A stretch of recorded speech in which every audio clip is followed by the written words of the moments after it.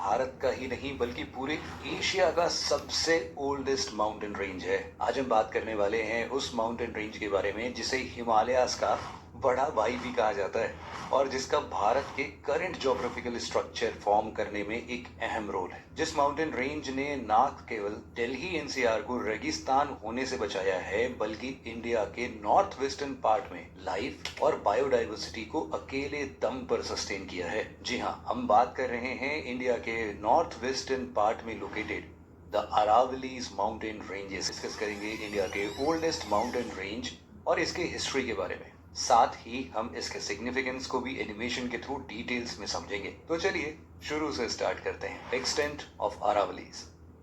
Aravalli mountain ranges India के north western part में located है और इसका लिटरल मीनिंग है लाइन ऑफ पीक्स। ये माउंटेन रेंज दिल्ली से लेकर हरियाणा, राजस्थान होते हुए गुजरात तक फैला हुआ है।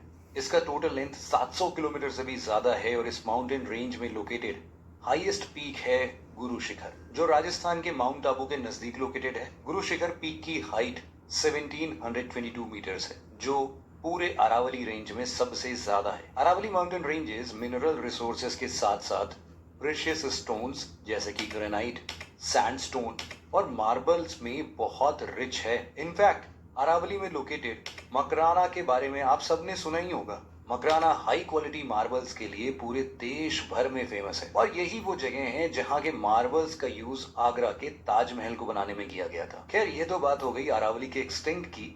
आइए अब देखते हैं कि आखिर इस डाइंग माउंटेन रेंज का फॉर्मेशन कैसे हुआ था। Origin of Aravallis. दोस्तों, जैसे कि हमने पहले भी डिस्कस किया कि अरावली केवल इंडिया का ही नहीं बल्कि पूरी एशिया का सबसे ओल्डेस्ट फोल्ड माउंटेन रेंज है। इसका फॉर्मेशन आज से करीब 2000 से 3000 मिलियन साल पहले हुआ था। हाँ जी, बिल्कुल सही सुना आपने। और उस समय इसका हाइट आज के हिमालयास के हाइट से भी काफी ज्यादा था। हिमालयास की तरह ही अरावलीज का भी फॉर्मेशन दो कॉन्टिनेंट प्लेट्स के आपस में कन्वर्जेंस से हुआ था और इस वजह से ही इसे एक फोल्ड माउंटेन कहा जाता है। अरावलीज का फॉर्मेशन प्री कैम्ब्रियन एरा में मारवाड़ क्रेटॉन और बुंदेलखंड क्रेटॉन के आपस में कन्वर्जेंस से हुआ था और इसी वजह से आप देखेंगे कि अरावली का अलाइनमेंट नॉर्थ ईस्ट से साउथ वेस्ट के डायरेक्शन में है। जैसे कि आप सबको पता है कि माउंटेन फॉर्मेशन इवेंट को हम ज्योग्राफी की भाषा में ओरोजिनी कहते हैं। अरावली का फॉर्मेशन जिस जियोलॉजिकल इवेंट से हुआ उसे हम दिल्ली अरावली ओरोजिन कहते हैं और ये आज से करीब 2.3 बिलियन साल पहले उस समय हुआ था जब हिमालयस माउंटेन का नामो निशान तक नहीं था। उस time Indo Australian plate Eurasian plate से टकराई ही नहीं थी, इसीलिए हिमालयस का तो कोई नामो निशान नहीं बनता। खैर, जब इसका फॉर्मेशन हुआ ना तब इसकी हाइट काफी ज्यादा थी, लेकिन सालों से लगातार इसके इरोजन, माइनिंग, एक्सप्लॉयटेशन और कॉन्टिन्यूअस वेदरिंग के चलते इसका एवरेज हाइट अब मात्र 400 से 800 मीटर ही रह गया है। अरावलीज में इलीगल माइनिंग और इंक्रोचमेंट का अंदाजा आप बस इसी बात से लगा सकते हैं कि सेंट्रल एम्पावर्ड कमिटी, जो कि एक एक्सपर्ट कमिटी थी जिसका फॉर्मेशन सुप्रीम कोर्ट ने खुद अरावली माउंटेन्स में हो रहे इलीगल माइनिंग को स्टडी करने के लिए किया था, उसने अपने रिपोर्ट में कहा कि लास्ट 50 सालों में राजस्थान में मौजूद 128 में से 31 अरावली माउंटेन्स इलीगल माइनिंग की वजह से कंप्लीटली डिसअपीयर्ड हो चुके हैं। जी हाँ, गायब हो गए हैं, दिख ही नहीं रहे। ओरिजिन के बाद आइए अब हम बात करते हैं अरावली के फिजियोग्राफिक फीचर्स के बारे में। Physiography of Aravallis. Aravalli mountains के डिवीजन की बात की जाए तो इसे हम दो ब्रांचेस में क्लासिफाई कर सकते हैं। पहला है नदन ब्रांच, जो अजमेर से लेकर दिल्ली तक फैला हुआ है, और दूसरा है सदर्न ब्रांच, जो कि अजमेर से अहमदाबाद तक एक्सटेंडेड है।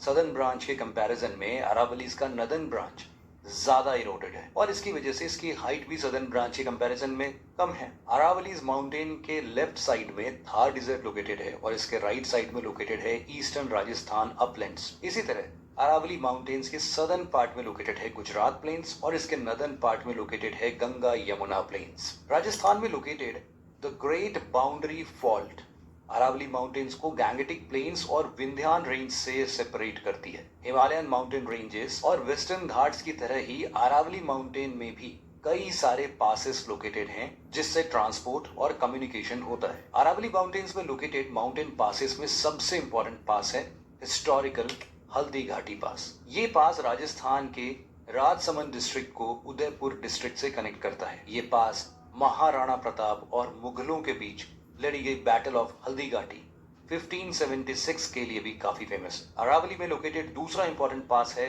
गोरन पास, जो माउंट आबू के नजदीक लोकेटेड है। ये पास उदयपुर सिटी को सिरोही डिस्ट्रिक्ट से कनेक्ट करता है। इसके बाद यहाँ लोकेटेड तीसरा इंपॉर्टेंट पास है गोरम घाट पास, जो राजस्थान के मेवाड़ और मारवाड़ रीजन को कनेक्ट करता है। एक्सटेंट, ओरिजिन और फिलॉसफी के बाद हम बात करते हैं अरावली के इंपॉर्टेंस के बारे में, सिग्निफिकेंस ऑफ अरावलीज। दोस्तों, ये काफी अनफॉर्चुनेट है कि हिमालयाज के सिग्निफिकेंस के बारे में तो बहुत कुछ लिखा पढ़ा और डिस्कस किया गया है, लेकिन इंडिया के नॉर्थ वेस्टर्न पार्ट में लोकेटेड इस डाइंग माउंटेन के सिग्निफिकेंस को हम अक्सर साइडलाइन कर देते हैं। अरावलीज का इंपॉर्टेंस किसी भी मायने से हिमालय से कम नहीं है, जिसे हम आगे देखेंगे और समझने की कोशिश करेंगे। अरावलीज का सबसे बड़ा सिग्निफिकेंस ये है कि ये इंडिया के नॉर्दर्न प्लेन्स में डिजर्ट के एक्सपेंशन होने को रोकता है। आज अगर अरावली ना होता तो शायद दिल्ली, ईस्टर्न राजस्थान और वेस्टर्न उत्तर प्रदेश इतने हरे भरे नहीं होते। ये अरावलीज ही है जो ना बल्कि थार डिजर्ट के ईस्टवर्ड एक्सपेंशन के लिए एक मेजर फिजिकल बैरियर की तरह काम करता है, बल्कि ये माउंटेन इंडियन ओशन से आ रही मॉनसून विंड्स को भी ईस्टवर्ड पुश करता है, जिससे कि वेस्टर्न उत्तर प्रदेश, ईस्टर्न राजस्थान, दिल्ली, हरियाणा के साथ साथ पंजाब में बारिश होती है। मॉनसून विंड्स के साथ साथ Aravallis mountain Indus river basin और गंगा रिवर बेसिन के लिए भी एक वाटरशेड की तरह काम करता है। तो आपने देखा कि आखिर कैसे ये अरावलीज न केवल इंडियन फिजियोग्राफी बल्कि यहाँ के क्लाइमेट, बायोडाइवर्सिटी और भी बहुत कुछ के लिए इम्पोर्टेंट है। आज के समय में जब इन माउंटेन्स का एक्सप्लॉयटेशन अपने चरम पर है, हमें इन्हें प्रिजर्व करने की जरूरत है, ताकि हमारे आने वाले जनरेशन को इस ग्रेट माउंटेन रेंज को हिस्ट्री बुक्स में पढ़ने की जरूरत ना पड़े। तो दोस्तों, आज के इस वीडियो में बस इतना ही था। मिलते हैं आपसे एक और ऐसी ही मजेदार एनिमेशन वीडियो के साथ। तब तक के लिए जय हिंद।